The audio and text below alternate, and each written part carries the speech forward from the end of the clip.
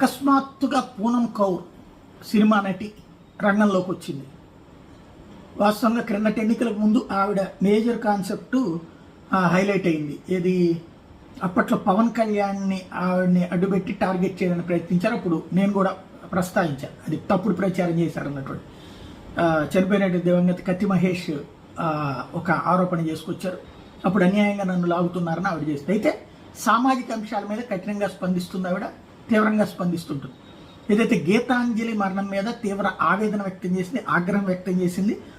YS Sharmila మీద తీవ్ర విమర్శలు చేసింది. ఈ ఘటన మీద వైఎస్ షర్మిల స్పందించకపోవడం ఆశ్చర్యంగా ఉందన్నది, సాటి మహిళలు పిల్లల పట్ల స్పందించడమే నిజమైన స్త్రీ నాయకత్వం అని వ్యాఖ్యానించింది.